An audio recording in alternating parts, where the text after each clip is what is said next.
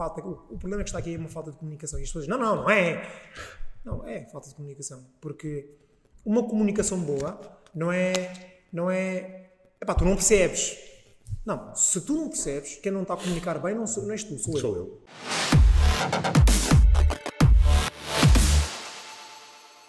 Abel, estavas a... 100%. Nós íamos começar a falar, mas depois, entretanto, colocámos a gravar, que é para incluirmos já isto no conteúdo. Ias a falar, nós não temos... É bom dizer que nós para esta talk, para esta conversa, não temos conteúdo, nem uma linha editorial, nem que vai conduzir a nossa conversa, mas acho que vai correr bem.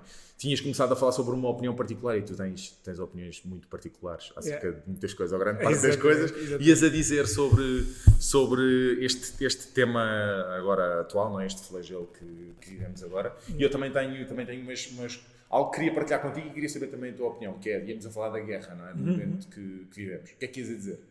Não, eu acho que, número um, eu acho que existe uma envolvência muito grande à volta disto, por ser algo que está a acontecer, obviamente, aqui perto, relativamente, na Europa, não é? E eu acho que tem havido, nós vimos muitas coisas, fala-se de liderança, fala-se de invasão, de ataque, de muitos outros problemas que estão à volta disto. E eu há dias pus uma cena no meu story, não sei se tu viste.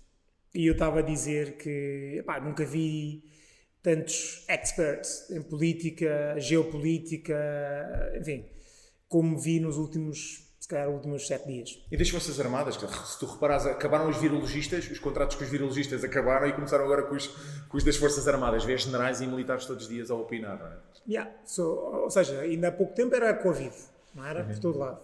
E agora estamos a viver uma situação em que eu acho que de repente tornou-se assim... o assunto da atualidade. E diz alguém me perguntava, Miguel, mas tu não vais opinar, qual é que é a tua opinião publicamente e tal. Eu, por norma, não dou opiniões públicas sobre vários temas, por uma questão da minha marca pessoal.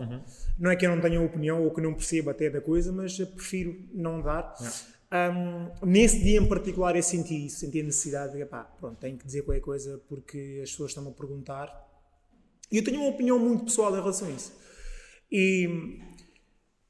E a minha opinião é que, de repente, toda a gente fala desta guerra como se fosse uma cena que está a afetar o mundo. Eu não concordo, eu não acho que esteja.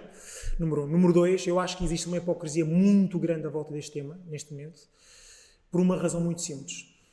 Porque não há apenas uma guerra... As pessoas acham mesmo que a única guerra que existe no mundo neste momento é esta. Que é uma cena que a mim deixa-me um bocado chocado. Porque nós vivemos numa sociedade em que as pessoas, todas, ou a maioria das pessoas, já não usam o cérebro. Há coisas que são senso comum. E as pessoas já nem isso usam. Está na televisão, os mídias estão a passar isso, bora lá seguir, e vamos lá, e os hashtags, e whatever, e vamos apoiar, e não sei o quê. Repara, há aqui duas coisas que é importante dizer para separar as águas, que é, do ponto de vista humanitário, ninguém apoia uma guerra. Já vês. Nenhum ser humano isso, consciente. Pronto, vai dizer assim, uma guerra é uma coisa fixe. Ninguém vai dizer isso, porque há pessoas que morrem, há crianças, há mulheres, há toda uma logística e toda uma vida que de um dia para o outro tem que ser reinventada. E obviamente que nós não somos feitos para isso, nós não gostamos disso, ok? Portanto, do ponto de vista humanitário, vamos todos concordar que o que está a acontecer é algo que é errado. Mas aquilo que eu quero dizer às pessoas é que o errado não é só aquilo que acontece entre a Rússia e a Ucrânia. As pessoas não fazem a mínima ideia, mas há mais pessoas a morrerem todos os dias em países que aparentemente não há guerra e nunca vi ninguém falar disso. Então aquilo que me deixa um bocado chocado é esta hipocrisia toda que se cria à volta de um acontecimento que não vamos desprezar, que do ponto de vista humanitário é importante falar sobre isto, mas come on, vocês acham mesmo que a guerra da Ucrânia é a única coisa que existe neste momento para se falar? Porquê que tu achas que isso... Porque, repara, isso não acontece só com as guerras. Tu, se reparares, catástrofes naturais... quer dizer, nem vamos para a parte da economia, porque infelizmente quer dizer, a África subsaariana, a economia, quer dizer, é o que sabemos. E, portanto, problemas económicos vamos pôr de lado, mas catástrofes naturais, quer dizer, quando existe uma catástrofe natural nos Estados Unidos ou na Europa, é tudo, as notícias estão 3 dias a cobrir aquilo, repórteres por todo lado, e agora, e as consequências, e a inflação, e o que é que vem, não sei. E essas catástrofes naturais, quer dizer, América do Sul, América Central, em África, Ásia. na Ásia, acontecem todos os dias e a cobertura, pelo menos aqui na Europa, não existe, não é tão grande. Portanto, a minha pergunta é, a minha questão, o meu pensamento é, será que isso acontece porque estrategicamente nos convém termos as pessoas, porque o que está verdadeiramente por trás disto e esta cobertura toda massiva, não é? É esta necessidade de manter as pessoas toldadas pelo medo, não é? Porque quando tu estás com medo, tu não pensas noutras coisas. Quando nós estamos a pensar no Covid, nós não pensamos no preço dos combustíveis e para a semana aumentou 8%. Quando existe guerra, tudo está justificado, quer dizer, aumentou o petróleo, vai aumentar a eletricidade, não é? Não é condição sine qua non o petróleo e a gasolina aumentarem e a eletricidade aumentar, mas vai aumentar. E, portanto, há aqui imensas coisas que aumentam paralelamente e que mudam, mas como isto está tudo um bocado no numbness, não é? Nós estamos todos um bocado só a ver isto, as outras coisas parecem todas paralelas, não discutimos temas quer dizer, deixa de haver política, deixa de haver Covid e, portanto, isto é para uma... Eu não quero dizer, bem, isto podia ser muito mais profundo, mas eu não sei se é para a classe política, se para a ordem mundial, não temos que recorrer até ao Bilderberg para perceber o que é que está aqui a acontecer, mas não sei se isto não dá jeito, não é? Nós saltarmos de medo para medo, que é para ter as pessoas sempre ali meio domadas, não é? E não discutirem outras coisas, se não reivindicarem, se é uma consequência e é pelo facto de vivermos num país civilizacionalmente mais evoluído e mediaticamente mais evoluído que isto se passa. Eu sinceramente eu não consigo colocar bem, se calhar é um bocadinho das duas, estás a perceber? Que se calhar é porque estamos a viver aqui na civilização e numa sociedade um bocado mais avançada, onde existe cobertura 24/7 sobre todos os temas, que temos acesso a isto. Ou se é porque passamos a isto, nem acaba o Covid, quer dizer, mas o Covid ainda não acabou, já existe outra coisa. A seguir a isto vai existir outra coisa. E as pessoas estão sempre aqui, parecem num rebanho, que estão sempre com medo de tudo e, portanto, não se discute nada, não é? Acabámos de sair de umas eleições. Bem, e nem vamos aqui analisar tomadas de partidos, quer dizer, tudo isto do PCP agora estar aqui... Quer dizer, não se discutem ideologias que a mim não me fazem sentido, mas tudo bem. E saímos de umas eleições, deixámos de falar sobre política, passámos a falar sobre geopolítica e sobre a guerra, e quando acabar a guerra vem outra coisa qualquer, porque as pessoas estão assim... E o que é que isso... E na prática, sabes o que é que isso se passa? Eu tenho pessoas que ligam para mim, tenho amigos que ligam para mim, e a primeira coisa que me dizem é: já viste isto? Está tudo lixado, Eu nem quero dizer, porque é a única coisa, desliga a televisão. Desliga a televisão, vê outras coisas, tu escolhes aquilo que queres ver, queres ouvir. Eu vou mantendo, eu vou seguindo, não é? Porque não quero ser info-excluído. Da última vez falámos, eu nem vejo notícias. Eu vou vendo, mas sou muito seletivo. Vejo só o que é que está a passar. De resto, eu não vivo este medo. Eu não vivo este medo, meu. Eu escolho não viver este medo. Mas há pessoas que são consumidas. Eu nem vou fazer, sei lá, amanhã, e se cai uma bomba, e se cai não sei o quê, e isso dá jeito para muita gente, com certeza. Sim, vamos lá ver. As sociedades, especialmente a sociedade em que nós vivemos, está feita de uma forma piramidal, não é? Ok. Então essa pirâmide, existe um topo da pirâmide, existe aqui em baixo a base da pirâmide, que é onde está o rebanho, a maioria, não é? Nós. O que acontece é que, do meu ponto de vista, eu acho que todas estas situações vão sempre beneficiar um grupo muito restrito de pessoas a nível global, ok? E viver no medo dá jeito, na realidade, para quem quer colocar certas coisas, porque de repente um assunto que era tão deixa de ser, instantaneamente, porque o foco agora é outro, ok? Então, naturalmente que sim, eu acredito vivamente que estas situações vão sempre beneficiar um grupo muito restrito de pessoas que vão colocando as suas agendas na maioria do povo. Como é que essas agendas chegam no povo? Repara, um dos grandes problemas que vivemos nesta era é que enquanto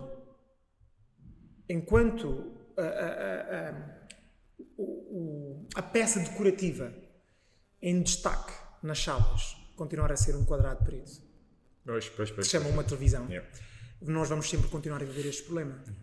Porque quando tu entras numa casa que tem 3 televisões ou 4 e cada televisão está ligada à hora das notícias, está tudo certo. Ou seja, eles estão a conseguir fazer aquilo que sempre quiseram fazer na realidade, que é incutir o tal medo ou então desviar o foco daquilo que está a acontecer. Repara, toda a gente está a falar da guerra e há pessoas que estão a morrer na guerra.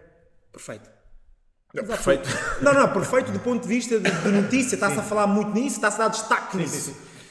Mas há pessoas a morrerem aqui, nos hospitais, todos os dias. Essas pessoas não contam? Ok. Eu vi, por exemplo, há dias estava num restaurante a jantar. Pá, repara nisto, isso para mim é chocante. Eu estava num restaurante a jantar e o restaurante até tinha uma televisão e na televisão estava a dar notícias. Pá, num restaurante, meu. Isto para mim não faz qualquer tipo de sentido. Já a televisão no restaurante, a não ser que seja uma marisqueira para ver a bola, não é? Quer dizer... Mas com notícias ligadas. É. Pá, qualquer coisa não está certa, na minha opinião, não é? Pronto, ok. Naturalmente as pessoas já estão a comentar aquilo. E a pessoa com quem estava a jantar por acaso até perguntou-me qual era a minha opinião em relação à cena. Porque estava a dar na televisão que as pessoas estavam a fazer uma campanha de angariar comida, não sei o que, para mandar para a Ucrânia.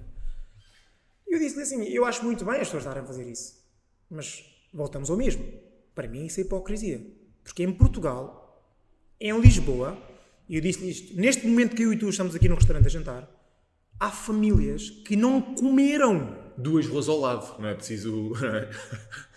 Pá, então agora diz-me uma coisa, faz sentido eu estar a fazer todo um movimento à volta da Ucrânia quando tens pessoas dentro... Eu estou a falar de Lisboa, ok? Rafael, há pessoas em Portugal que se calhar não têm 2 refeições num dia. E crianças, e vão para a escola assim, ok? Então esses temas não são relevantes? Deixaram de ser relevantes de repente porque o que interessa é a humanidade, o que está acontecendo na Ucrânia. Uma coisa, isso é uma. A outra é que, obviamente, que aquilo que estavas a dizer bem, o foco vai-se virando. Ontem era Covid, agora é isto, amanhã vai ser outra cena qualquer, porque é a forma de manter as pessoas assustadas, no medo e completamente limitadas a uma determinada forma de pensar que é incutido pelos mídias. Mas pois é isso, mas quem é que achas que ganha no final, ou no final da linha, não é? Ou se calhar a primeira linha, quem é que achas que ganha com isto? São os grupos dos mídias, é a classe política, quem é que é? É mais acima do que isso, eu acho que é muito mais acima do que isso, porque repara, os mídias são marionetas de alguém. Não é? Alguém controla os mídias que diz assim, olha, este mês ou whatever, a cobertura é esta. Mas isto é o que está a acontecer aqui do ponto de vista ocidental. Então, nós temos que perceber que o mundo não gira toda à volta do Ocidente. Há mais continentes, há outros lados do mundo que as pessoas desconhecem por ignorância, por falta de interesse, ou porque acham que não são áreas muito relevantes de se falar, ou de se pesquisar, ou whatever. Então, aquilo que eu quero dizer com isto é o seguinte, é que, sim senhor, existe uma guerra entre a Rússia e a Ucrânia, mas há pessoas a morrerem todos os dias em outras partes do mundo. Eu nunca vi essas coberturas na televisão. Eu nunca vi. Eu não estou a dizer que as pessoas não sejam sensíveis com mortes. Todos nós somos. Qualquer ser humano é. Mas se vamos ser sensíveis com o que está a acontecer na Ucrânia, temos que ser um bocadinho sensíveis com o que acontece em outros lugares do mundo. Esse é o meu ponto de vista nisso. Então porquê que acaba por ser hipocrisia? Porque de repente toda a gente só fala da Ucrânia e da Rússia. E porque a Rússia está a invadir. Olha o que o Putin está a fazer. Eu vejo as pessoas dizendo assim, o que é que tu percebes de política? Ou o que é que tu percebes de geopolítica? O que é que tu percebes disto? Não, nós fizemos de paz. E o que as pessoas não entendem é que a palavra paz só existe após uma guerra. Não existe paz, e as pessoas que não sabem de história têm que olhar para a história e perceber que a Europa onde nós vivemos hoje e que é completamente desenvolvida, nunca houve nenhum outro sítio com mais guerras do que na Europa. Nunca houve na história da humanidade. E as pessoas não entendem isto. Ou seja, a paz que se vive hoje, e a liberdade, e a segurança, blá blá blá, foi resultado de múltiplas guerras. Eu não estou a dizer isso para justificar nenhuma guerra. Estou a dizer que isto é o que acontece. Não é uma opinião minha. Sim. Entendes? Então, como é que eu posso me abstrair disto enquanto cidadão, enquanto ser humano, no dia-a-dia, com aquilo que tu dizes? A guerra que se passa na Ucrânia não vai controlar a tua vida aqui, meu. Não, mas os preços vão aumentar. Está bem, mas os preços aumentariam anyway. Inflação, por aí fora. Agora... Vão aproveitar, sim. Como está tudo focado, claro. É uma oportunidade. Aumenta lá o preço que agora ninguém dá conta. Porque agora está toda a gente focada na guerra que está acontecendo na Ucrânia. Preço de gás, preço de não sei o quê, combustível, eletricidade. Mas qual é a cena? Isso. Está a acontecer uma guerra, os preços de repente. Porque se calhar não havia outra maneira de o fazer. Sim. Porque na altura de Covid não dava. tudo em E baixo, repara, e vês, quer dizer, a moeda russa desvalorizou ontem 25%, quer dizer... Coincidência, não é? Isso. Estás a ver? E portanto, se tu vis as coisas por esse... Há muitas economias, motivos paralelos que as pessoas não veem e acham que isto lá está, é a guerra do Putin contra um país porque ele é um oligarca e é um maníaco, não sei o quê. Acham que é só isto. E lá está, porque não têm consciência de tudo que existe à volta. Eu estava a assisti ao... Não sei se agora, não quero incorrer num erro, mas é o antigo chefe das Forças Armadas Portuguesas, e ele disse, mas vocês acham que isto não se resolvia rapidamente, o Biden pegar no telefone e em 5 minutos resolvia as coisas com o Putin? Só pelo telefone. E já houve mais guerras anteriores, foram resolvidas exatamente da mesma forma. É pegar no telefone e resolver. E eu acredito que toda esta coisa, agora vai-se reunir, agora vão 6 elementos da Ucrânia, vão 6 elementos da Rússia e 5 elementos da Ucrânia, agora é que os cordões humanitários. Isto é tudo, quer dizer, é mais, é areia para os olhos, é alimentar um bocado aqui, estávamos a falar de reality shows ainda há um bocado em off, isto é um bocado alimentar, é o script que está montado para alimentar este reality show, penso eu. Mas isto eu escolho... Bem, eu concordo em grande parte com aquilo que tu disseste. Eu escolho observar fenómenos diferentes dentro da questão. Ainda ontem estava a escrever um artigo, agora para publicar no LinkedIn, sobre, lá está, a visão mais acerca da liderança e aquilo que se consegue perceber do que é que são os comportamentos de um lado e do outro e como é que os líderes agem e através de que símbolos e de manifestações. Mas não é só o story, e eu tenho observado e gosto muito mais desse fenómeno do que propriamente analisar só o impacto económico, geopolítico ou histórico da coisa. E queria saber a tua opinião, porque nós temos 2 líderes muito diferentes e repara que cada vez que vês o Putin a comunicar, mesmo entre coisas simples, a sala onde ele está, uma sala opulenta, cheia a distância a que ele está da sua equipa. Repara que ele tem uma mesa com 20 metros, ele está na ponta de uma mesa e os outros elementos estão todos na ponta. Eles falam quase que falam com o microfone para o Putin. A forma como ele se senta, onde ele se senta, o facto de comer com uma colher de ouro, não é? Todos estes sinais que ele dá, interna e externamente, tornam-no um tipo de... Eu vou dizer líder, porque ele acaba por ser o líder, não é? O chefe, ou quer que seja, o czar, não é? O último dos czares. Tudo isso transmite, premeditadamente, transmite mais distância, uma coisa mais poder, estatuto, e esse estatuto e essa distância acaba por criar também distância, não só com as suas equipas. Tu vês, quando vês não foi o Lavrov, mas o da informação interna, ele quase que trema a falar com ele olha e revira os olhos, e portanto ele é um líder, é muito, não só autoritário, mas que impõe medo, não é? Impõe medo, é um tipo de liderança que impõe medo, e as pessoas fazem o que ele diz, o que ele diz muitas vezes por medo, não é? Claro. E acaba por entrar ali quase no campo da manipulação. E tu vês sempre que ele está sempre impecável, os seus fatos impecável, tudo. Por outro lado, vês, e não é só o Zelensky podia sair dali para uma sala e meter um fato e meter não sei o quê, mas a forma como ele se apresenta, o facto de estar ao lado da equipa. Este só está aqui o meu ministro com uma selfie a gravar com o telemóvel. Este é o meu ministro, estamos aqui, o falar constantemente no plural, o dizer nós, o povo da Ucrânia, e não a Ucrânia como se fosse na terceira pessoa, como se fosse distante. Tudo isso, se é premeditado, eu acredito que seja também, porque eu acho que ele é uma pessoa que, para já, por causa do seu background, tem noção da imagem e da comunicação e do impacto da sua imagem. E isso Quem? O Zelensky, sim, o presidente da Ucrânia, sim. Por causa do seu background. E eu acho que ele escolhe muito isso. O que é que ele tem feito? Ele tem criado uma proximidade e tem simbolizado, não é? Tu hoje em dia, quando vês bandeiras da Ucrânia em todo lado, tu quando olhas para a bandeira da Ucrânia não vês só azul e amarelo, tu hoje em dia olhas para... Pelo menos é o que sinto. Tu olhas para a bandeira da Ucrânia e aquilo inconscientemente, aquilo desperta de sentimentos de luta, de resiliência, de coragem e tudo. Porque a bandeira acaba por ser ali um englobar, é um símbolo que engloba sentimentos e posições e tudo mais. E eu acho que ele é o porta-bandeira disso, porque ele cria, através da sua comunicação, através da sua liderança, através da proximidade, estamos aqui, cria esse sentimento nas pessoas, quer da Ucrânia, que depois estão dispostos a ficar lá e a lutar e a morrer. Ontem 400 suecos alistaram-se nas tropas da Ucrânia para irem... E, portanto, são dois tipos de liderança muito, muito dispares, muito diferentes, não é? Um mais da proximidade, mais dos eu faço parte de, e estamos aqui para lutar e aconteça o que acontecer, estamos aqui, não é? A resistência e tudo mais. O outro mais, que o torna mais diabólico, maquiavélico, distante e frio. Não sei se será só por causa da personalidade dele, grande parte de sim, mas não sei se por outra parte não é estratégico, não é?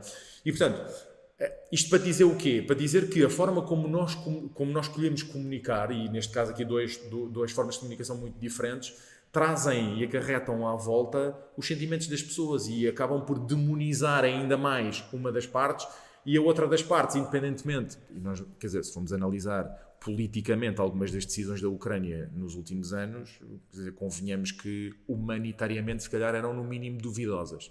Não é? Mas que agora, pá, e tudo bem, é o que é, foram esquecidas, não é?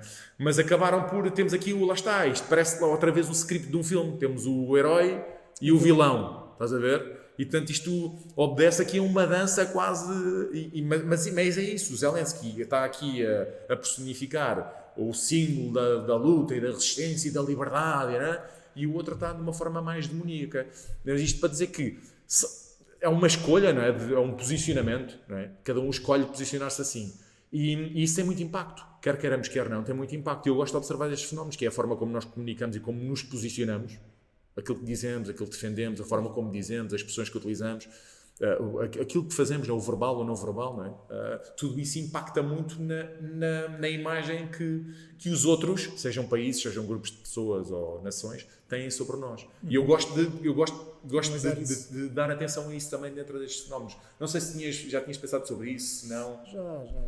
Já, e até já surgiu em conversas e, again, eu tenho uma forma muito peculiar de ver essas coisas todas e às vezes as pessoas, quando eu explico isso, as pessoas acham que, infelizmente, o ser humano às vezes vê as coisas de uma forma muito binária. Uhum.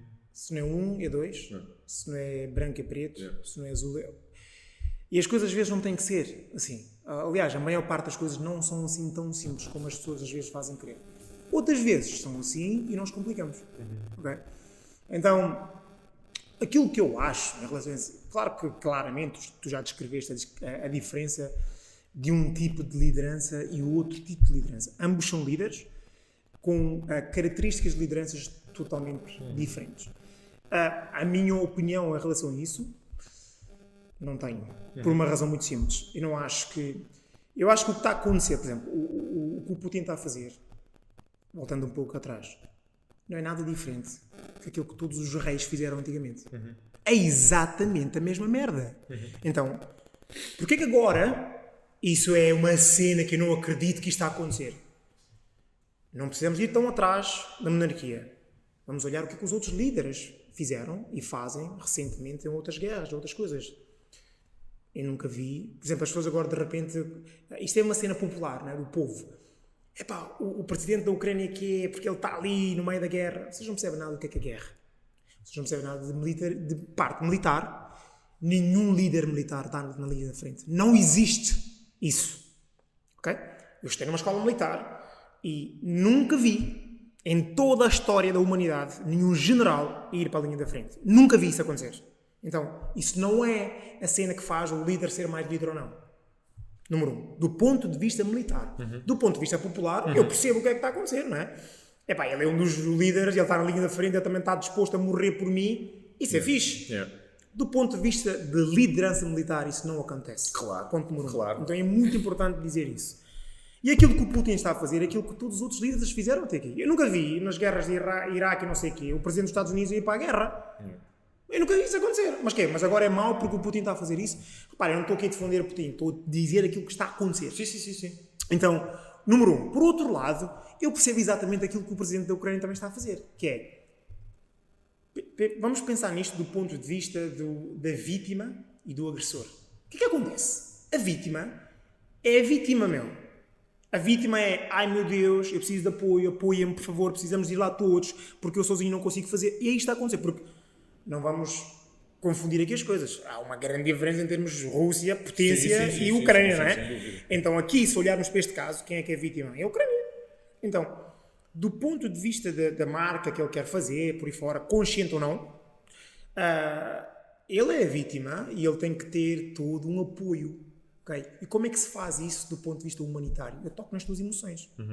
Eu, enquanto teu líder, se eu tocar nas tuas emoções, e eu se for um bom líder do ponto de vista humanitário, um bom líder é aquele que tu és um bom líder porque eu revejo-me em ti.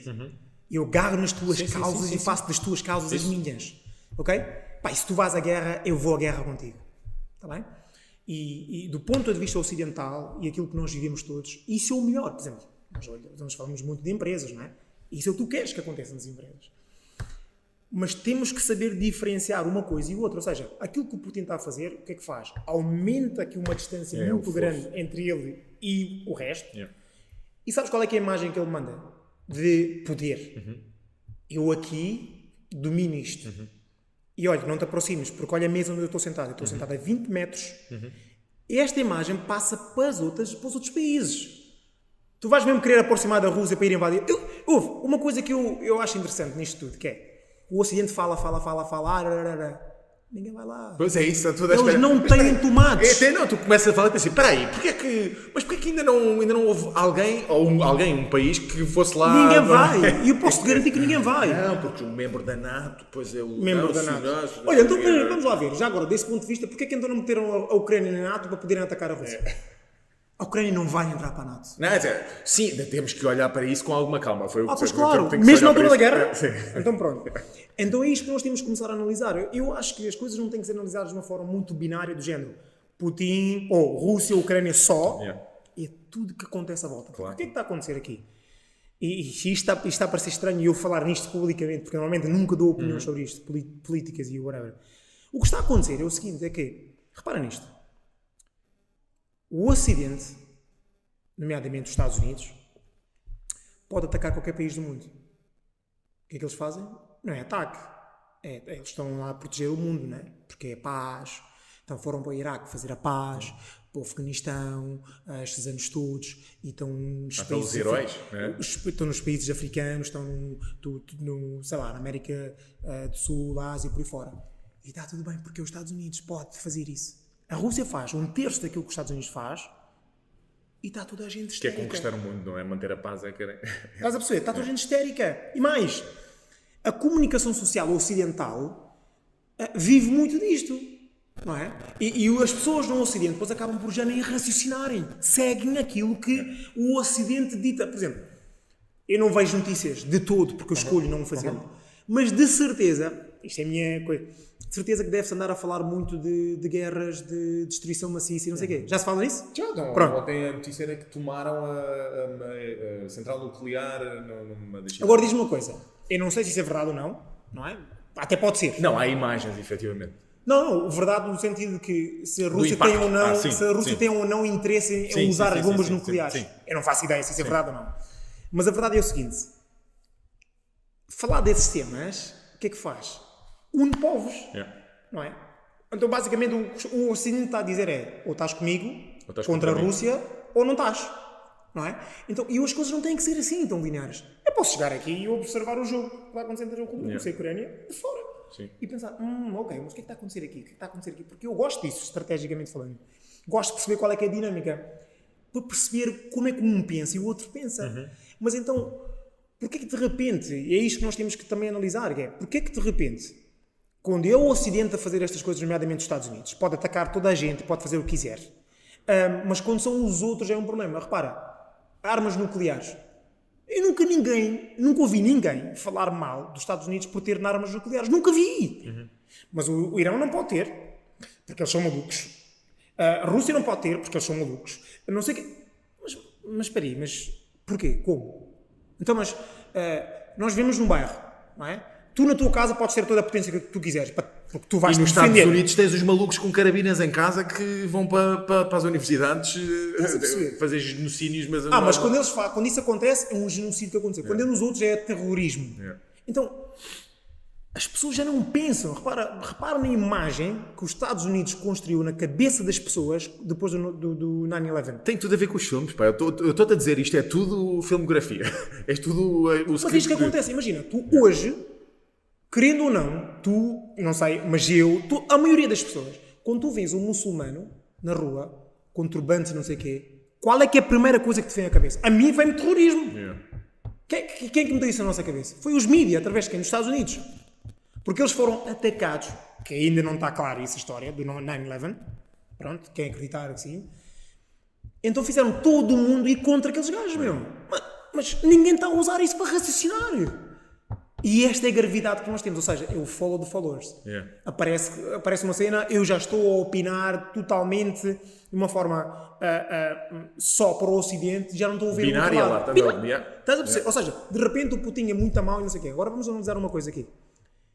Ele é maluco, mas os americanos também são. Ok? Da forma deles, só que eles fazem isso de uma forma polite. De uma forma que toda a gente está de acordo com eles. Bem, se não quiseres recuar até ao Vietnã, e só para falar dar o exemplo do Vietnã, podia dar mais outros 5 exemplos. Mas olha lá, para não falarmos só de guerra, mas que tem a ver com medo, eu gostava de saber muito a tua opinião. Li um artigo a semana passada, que tem a ver com medo, que é aquilo que as pessoas têm mais medo no mundo, em primeiro lugar, é de morrer. Segundo lugar, sabes o que é? Baratas ou aranhas? Não, há mais uma hipótese. Perderem as suas casas ou aranhas. Falar em público. A sério? Falar em público. As pessoas... Mas é verdade, eu já tinha visto uma estatística dessas. Medo de falar em público. E eu, por acaso, agora, curiosamente, até no exercício da minha atividade, a semana passada ia falar um bocado sobre isso, e há imensa gente com medo de falar em público. E a questão é, obviamente que grande parte desse medo vem de algumas inseguranças, ou vem maioritariamente de inseguranças de índole pessoal, não é?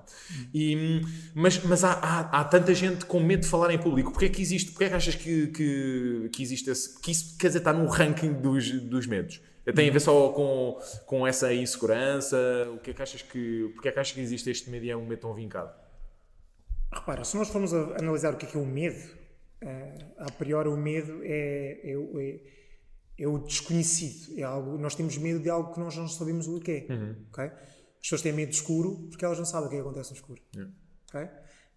As pessoas têm medo de mudar de carreira porque acham que vai correr tudo muito mal e não sabem o que é que vai acontecer. As pessoas têm medo de começar um negócio porque acham que... Porque o medo está muito associado ao conhecido ou desconhecido, neste caso, e à ausência de segurança. Mas sim, completamente. Mas sabes que qual é a melhor... Quando me perguntam qual é que é o segredo, ou um dos segredos para conseguir falar melhor em público ou para perder esse medo, é expor-te ao medo, não é? É o treino, é a prática, tu falares mais. Eu costumo dizer que só custa nos primeiros 40 anos.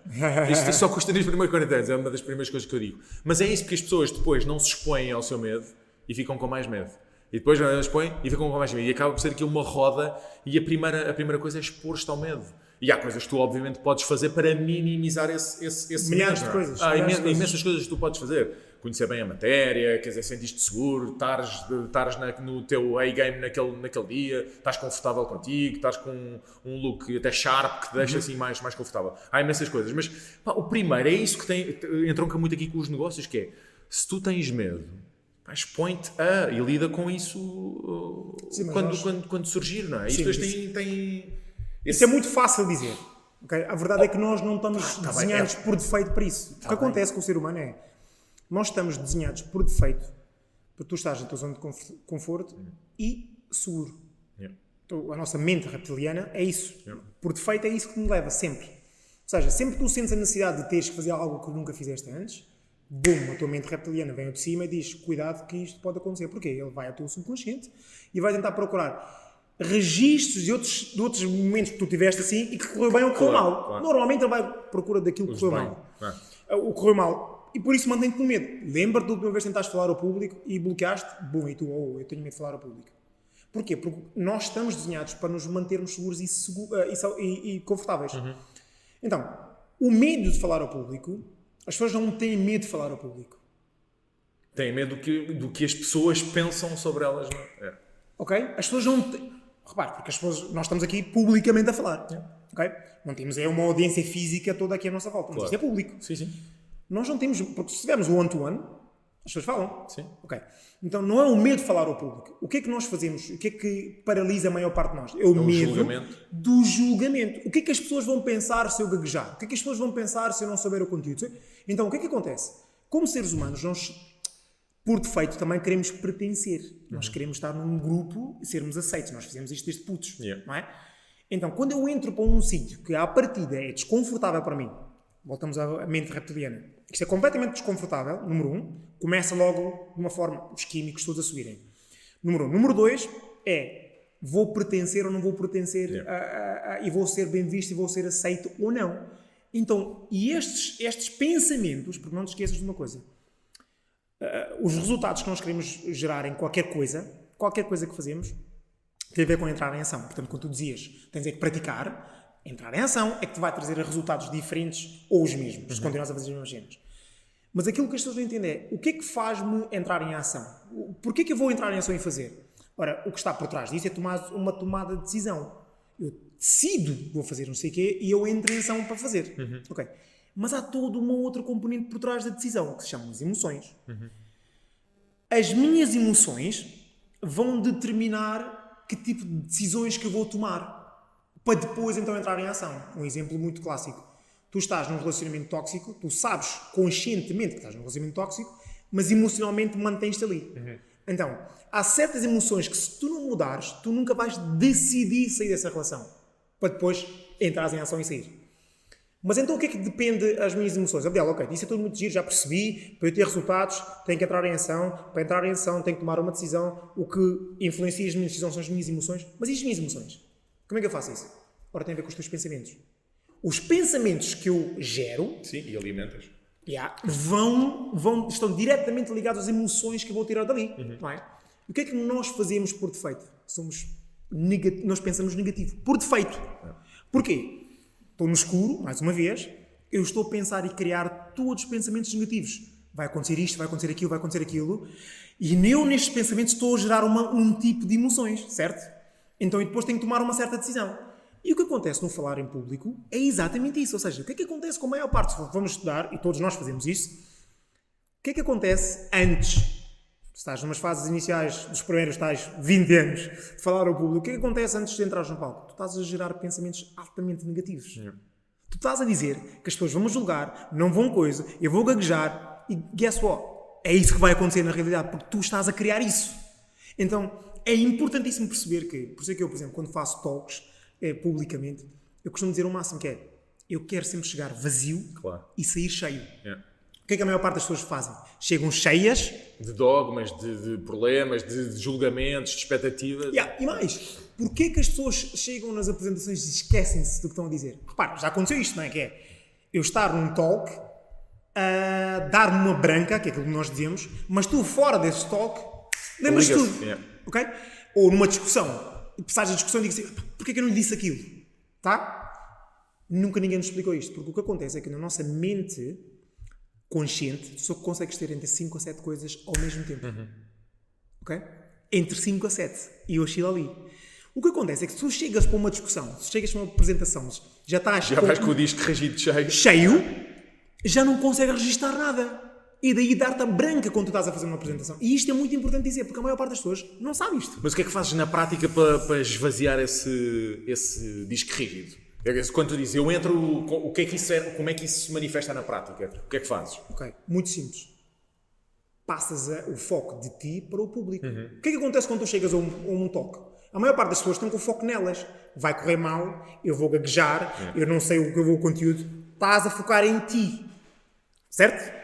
Então, o que eu faço, antes de entrar em qualquer talk, eu pensar para mim é o que é que essas pessoas precisam? Então eu tiro o foco de mim. O foco está no público. Então eu não estou focado se eu vou gaguejar, se eu vou errar. Eu estou focado em o que é que o público precisa. Eu quero dar-lhes o melhor que precisam. Então sempre que eu tirar o foco de mim, esvaziei a minha mente consciente.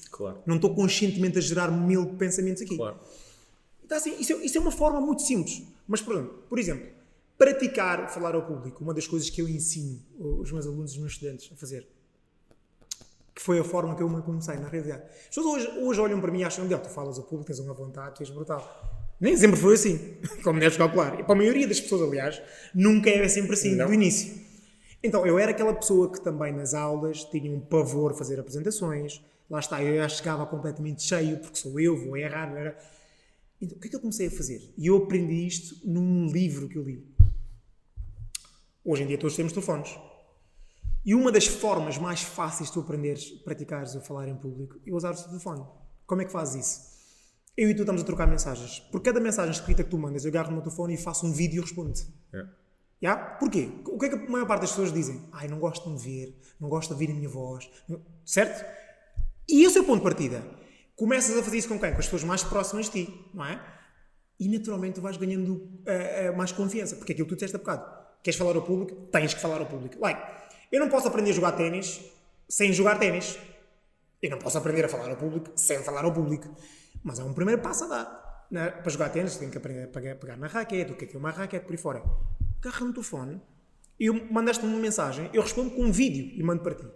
Vai parecer bué awkward, vai parecer bué estranho, os primeiros não vou gostar, mas eu estou um compromisso comigo, digo assim, eu quero aprender a falar ao público, então vou começar por aqui, e aqui é uma zona confortável, porque eu vou mandar para ti que é meu amigo. Mas tu mantens isso com alguma regularidade no sentido de manter, ou já perdeste esse? Porque eu faço muitos vídeos. Sim. Mas quer dizer, alguém que trabalha conteúdo como tu, como eu, com consistência e com regularidade, percebe-se que este medo já não assola tanto. Mas tu com certeza traz alguns receios, algumas dúvidas, pensarás em alguns julgamentos, assim como eu penso às vezes em algumas situações. Sim. Eu não consigo perceber quando é que tu consegues perceber que foi através desse livro que leste. Eu não consigo perceber ou determinar quando é que foi esse tipping point. Eu consigo perceber, datar mais ou menos o período, que é, eu trabalhei 10 anos em vendas one-to-one, cara a cara. Vá com não sei o quê, trabalhar o argumento. Eu tive muita formação, formação muito boa durante 10 anos, formação internacional, vendas cá fora, perfis comportamentais, tudo e mais alguma coisa. Mas, se eu não fosse para a rua vender, se eu não falasse eu vendi a milhares de pessoas, de centenas de formas diferentes, e portanto a minha voz para mim é-me totalmente familiar. E eu hoje já não tenho esse prurido de como é que será que a minha voz está. Quer dizer, será que eu exponho-me a isto diariamente, né? Estamos aqui através do podcast, eu exponho-me a isso, mas eu consigo perceber que foi através das vendas. Era o que eu fazia, eu vendia diariamente. Eu visitava a classe médica, eu fazia visitas médicas, eu fazia apresentações, eu fazia sessões clínicas, eu depois trabalhei na parte do day treino, e portanto era isto que eu fazia, não fazia outra coisa. Portanto, quer dizer, não foi uma coisa que me foi, quer dizer, não é inato, não é? Eu não nasci, aos 9 anos falava e recitava João Vilar é para toda a gente. Não. Foi através do hábito, e de expor-me, expor-me através disso. Foi através das vendas, não é? Foi isso que eu percebi. Tu consegues perceber que foi através... Que livro é que foi, já agora? Eu lembro-me de ter lido um livro de vendas que falava disso. Sim. E esse livro de vendas era do Brian Tracy, na altura. O que acontece é o seguinte, é que as pessoas quando falam, elas ouvem as vozes delas. Mas não tem a ver com isso. Tem a ver com aquilo que tu vês a posteriori. Porque quando falas... Quando nós estamos aqui a falar, ninguém está propriamente a pensar, olha, como é que é a minha voz? Eu não estou a pensar nisso. Nem sequer estou com atenção na minha voz. A minha voz está a acontecer naturalmente. Não estás? Curioso. Não estás mesmo. Tudo. Porque eu tenho... No outro dia fizeste uma publicação muito interessante por causa dos eus, não é? Sim. Eu não sei se aquilo vem mais ou menos do círculo de Johari, não é? Do eu... Tem a ver ou não? Tem. Mais ou menos, não é? Mas lá está, por causa do eu incógnito, do eu público, do eu privado, não é? Porque nós temos... Eu, curiosamente... Eu tenho muito, e eu trabalho isso de uma forma muito conscientemente, quando eu estou, 70% das vezes em que eu estou a falar com alguém, eu tenho algo em mim, tenho outra pessoa em mim que sai e que de uma terceira posição perceptual está a ouvir tudo aquilo que eu estou a dizer e aquilo que eu estou a fazer, mas não é no sentido do julgamento, é no sentido de analisar o impacto e a forma como eu estou a fazer. E, portanto, eu tenho este computador, é como se estivesse a trabalhar num Mac e tivesse o iPhone a gravar. Estás a perceber? Eu faço isso conscientemente. Portanto, estavas a dizer, eu sei lá como é que é a minha voz. Eu sei, eu processo ao mesmo tempo. Isso não faz isso? Não, de uma forma consciente não. De uma forma consciente. Ou seja, eu quando estou a fazer qualquer coisa, não estou propriamente a pensar como é que é a minha voz ou como é que vai ser. Nunca fiz isso. É curioso, mas o que eu quero dizer com isto é o seguinte, é que normalmente, não é quando as pessoas falam que acham que... Ela diz assim, quando eu ouço a minha voz, lá está, é como se não ouvissem a voz delas quando estão a falar. Que é aquilo que tu disseste. Mas tu já ouves a tua voz quando tu falas, normalmente. Porque quando tu vês um vídeo já é diferente. Estás a ver? Porque na realidade, Nós estamos aqui a conversar, eu ouço a minha voz. Claro. Não estou conscientemente a prestar atenção de como é que é a minha voz e como é que eu sou. Sim. Então, Mas consegues perceber as inflexões que dás à voz, a energia que dás, quando é que queres, não é? Tudo isso tem a ver com a comunicação, não é? Claro. E os altos e baixos, não sei o quê. Isso sem dúvida alguma. Mas é isso, então as pessoas acabam por entrar um pouco nesse medo desnecessário porque estão a criar pensamentos negativos e já chegam a um sítio completamente cheias aqui do ponto de vista. Isso é muito interessante aquilo que tu disseste. Falaste em respeito a falar, respeitando a falar em público, mas vamos a falar agora na parte da venda.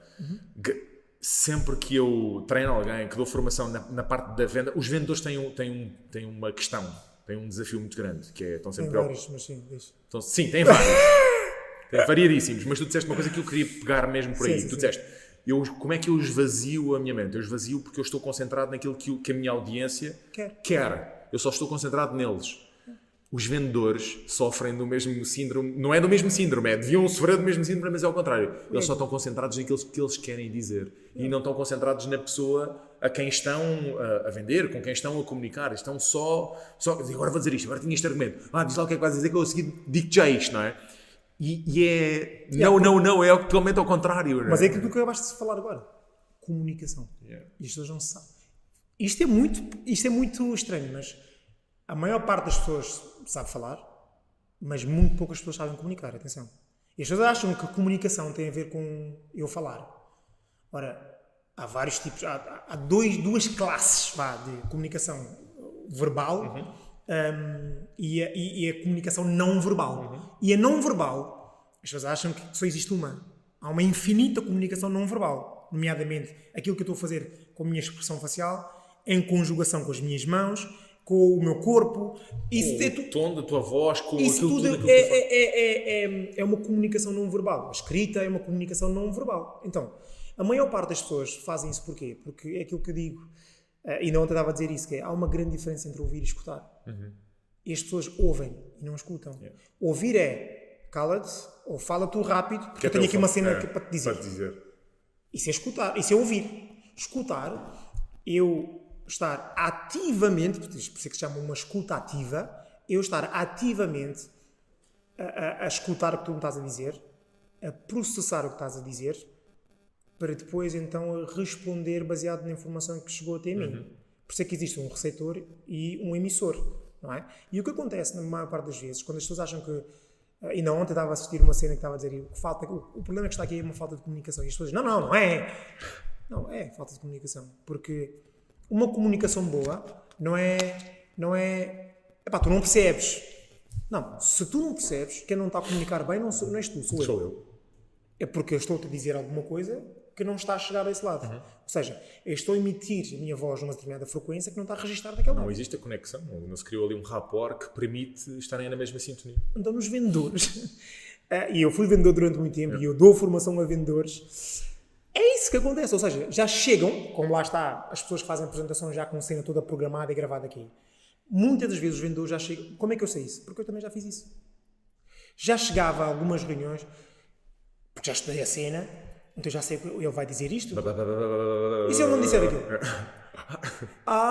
Estás a ver? Então é aqui que muda tudo. Quando eu digo que eu venho vazio, eu não estou a criar expectativas, porque é aí que eu vou sofrer. Porque se ele disser alguma coisa contrária àquilo que eu estudei e pratiquei, pronto, já fui. Então, nas vendas e em qualquer parte de outra comunicação que esteja a fazer, seja ela verbal ou não verbal, é muito importante ver as entrelinhas e escutar de uma forma ativa, porque é isso que vai fazer. E uma das coisas, por exemplo, que a maior parte das pessoas não fazem, que é que eu tenho muito esse cuidado quando estou a falar com certas pessoas, que é, tu dizes qualquer coisa, e eu vou-te perguntar, ok, então Rafael, o que tu quiseste dizer na relação a isto isto. Isso é, isso é muito importante. Isto é fundamental. Sim. Porque quantas e quantas vezes... Chegamos ali, estamos a falar em dois caminhos paralelos, não é? Estamos a falar em duas sintonías paralelas. Quantas e quantas vezes é que eu estou a dizer uma coisa, baseado na minha percepção, e tu, como receptor, recebes outra cena. Então, se tu não me perguntares, ou mesmo eu como se eu me disser assim, olha, o que eu quis dizer é isto, diz-me aí outra coisa que é, diz-me aí por palavras tuas, aquilo que tu entendeste daquilo que eu disse. Isso mesmo. E isso ajuda-te a fazer o quê? A fazer uma escuta ativa. Isso. Porque tu vais ter que repetir, não é nas minhas palavras, mas nas tuas. Se tu não escutares, tu não consegues fazer isso. Não, mas isso é uma ótima dica, porque há imensas chefias que falam com os seus colaboradores e que dizem uma coisa e o do outro lsim, vou fazer, tá bem, e depois não acontece nada. E eles, como é que este burro ou esta burra não percebeu, mas eu disse-lhe. O maior burro foste tu, não comunicaste bem. Isso. Mas isso é uma ótima dica, que é, olha, então... Ou então, quer dizer, agora entramos aqui um bocado mais na sintonia fina, que é, e então concordámos que íamos fazer isto, que ia ser feito isto, e ter a anuência e a concordância do outro lado para, não é, constantemente... Isso é perigoso. Pronto, mas podes fazer isso. Ou então no final dizer, então ok, então o que é que vais fazer? O que é que vais fazer? E ela diz por palavras dela. Isso, silêncio. Porquê que eu digo que o outro é perigoso? Porque o concordar... Sim. Implica muitas das vezes não estar a fazer uma escuta ativa. Eu só estou a abanar a cabeça e dizer que sim.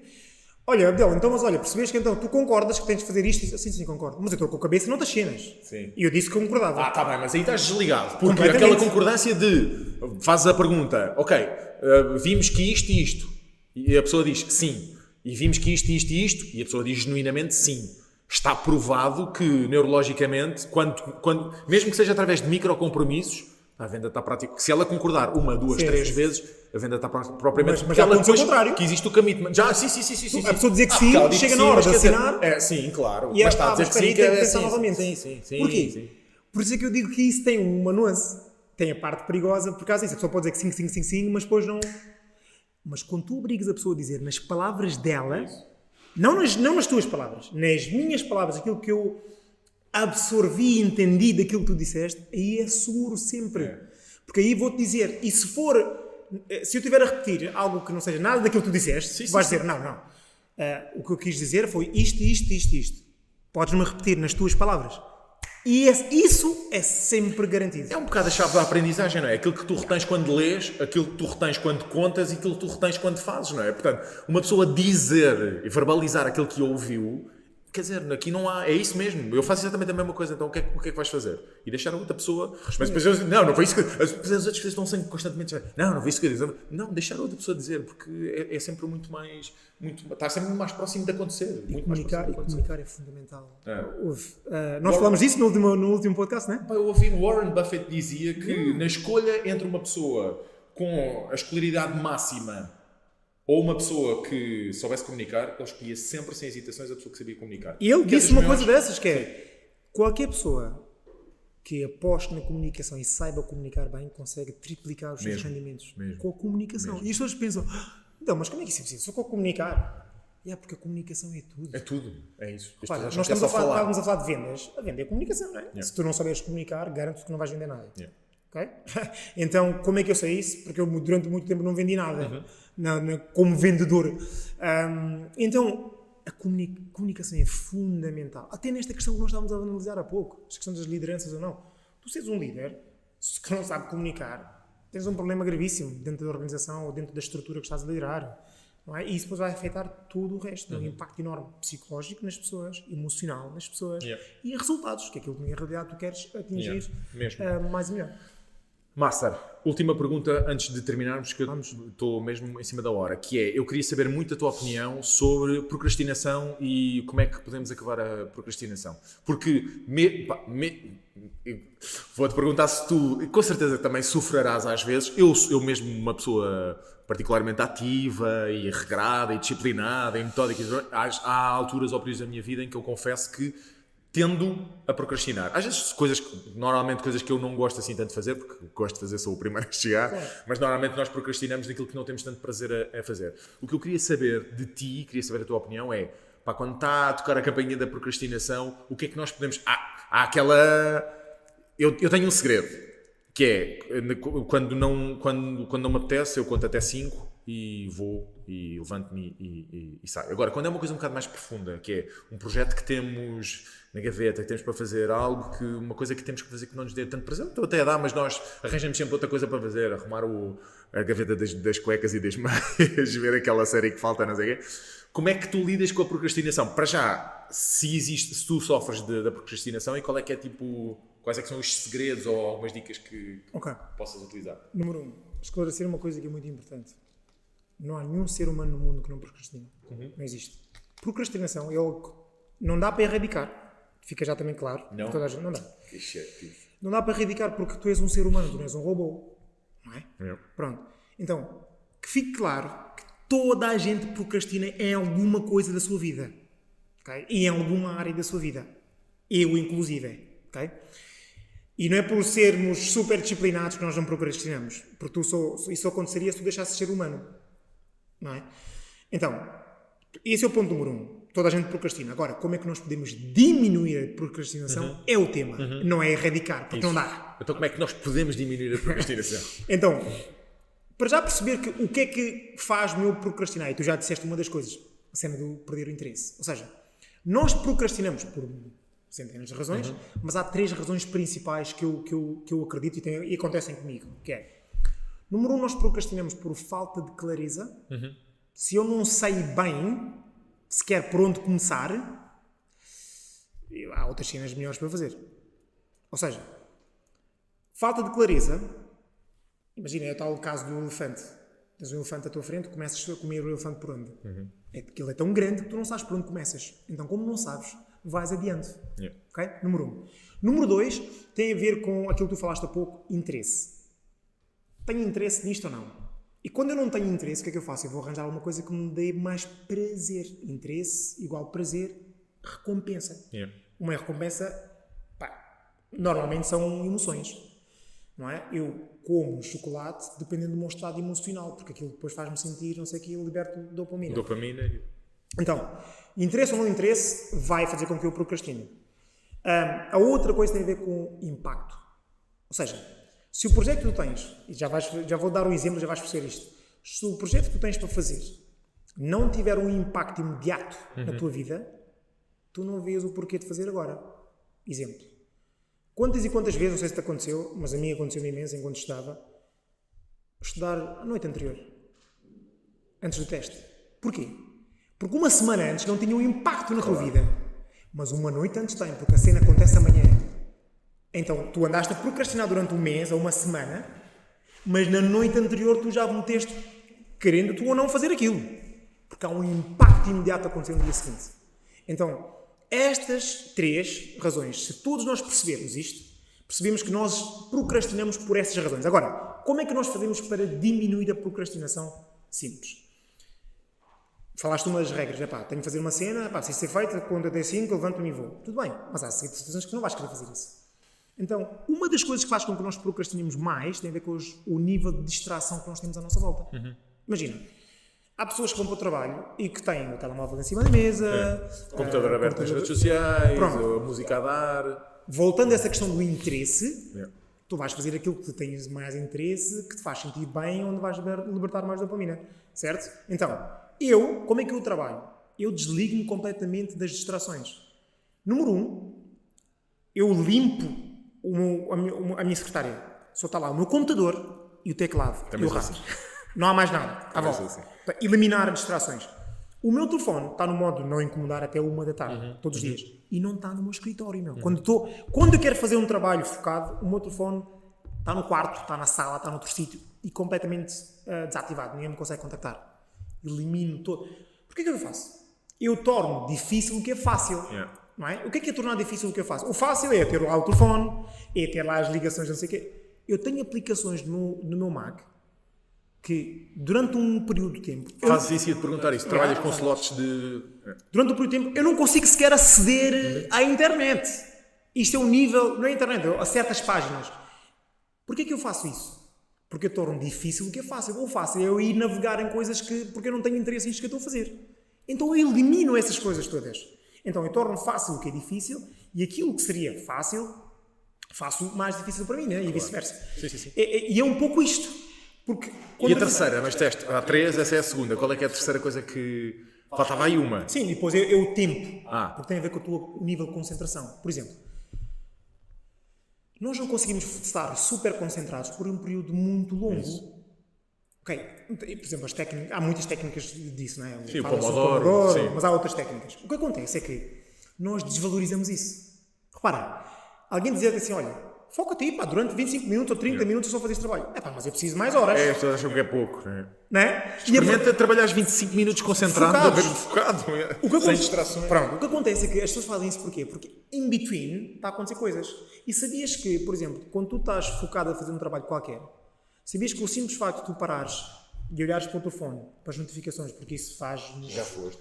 Sabes quanto tempo depois é que tu voltas ao teu estado de concentração total? Quanto? 30 minutos mesmo.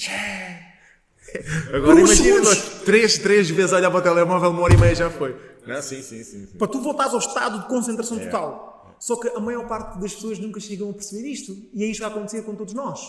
Porque isto acontece comigo e acontece contigo. Nós não somos sobre-humanos. Então, por isso é que eu estou a dizer, a batalha aqui não é erradicar a procrastinação, é, número 1, eliminar ou diminuir. Mitigar, sim. Diminuir e saber gerir isso.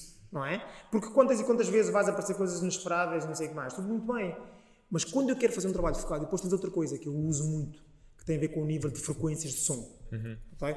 Eu uso muito uma aplicação que chama-se Brain FM e aquilo que faz é quando eu quero trabalhar concentradamente, eu ouço, aquilo não é música, aquilo são ritmos, numa frequência elevada que está comprovado que o teu cérebro, aquilo para mim é uma cena genial, meu.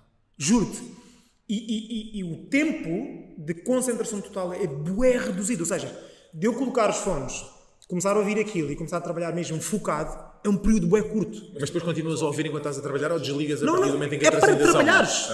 É para trabalhares com aquilo, sempre ligado. Depois manda-me. Eu mando assim, é brutalíssimo. Para mim, quando eu descobri aquilo, foi assim uma cena genial para mim. Em termos de concentração e foco, brutalíssimo. Então, é perceber isto. Se todos nós conseguimos perceber estas nuances todas que eu falei, que é, número 1 é perceber o que é procrastinação e o que é que nos faz procrastinar. Porque se tu não tens consciência de uma coisa, tu não podes mudar aquilo que tu tens a consciência. Mas tu falaste em 3 super importantes, não te interrompendo, mas acrescentando.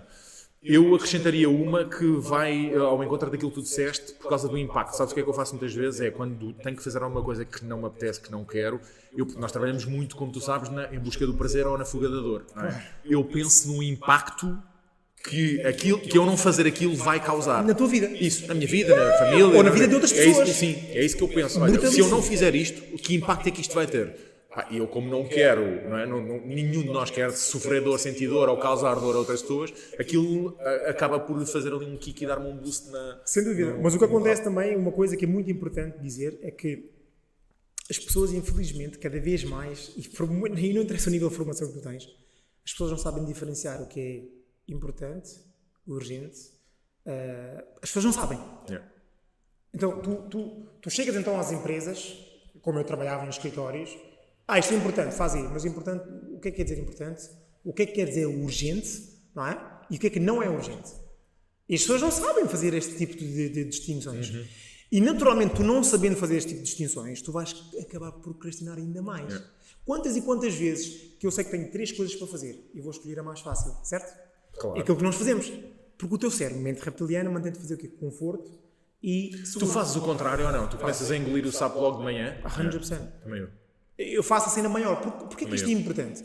Porque quando eu faço a cena maior e mais difícil... Empowerment logo, começas... Tu sentes, tens um boost muito grande. De confiança, não sei o quê. O que é que acontece? Fazer as outras atividades vai ser mais easy.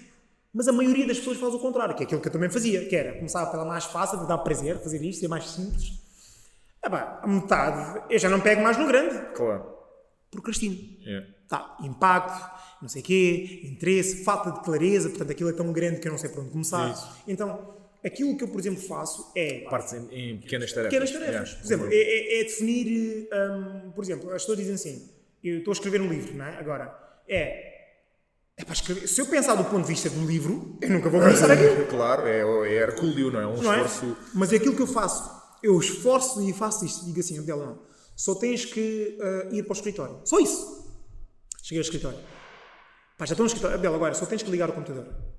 Liga o computador. Agora só tens que só abrir tens que... o Notes, o Pages. Só tens que escrever uma palavra. Uma palavra. Escreva a palavra.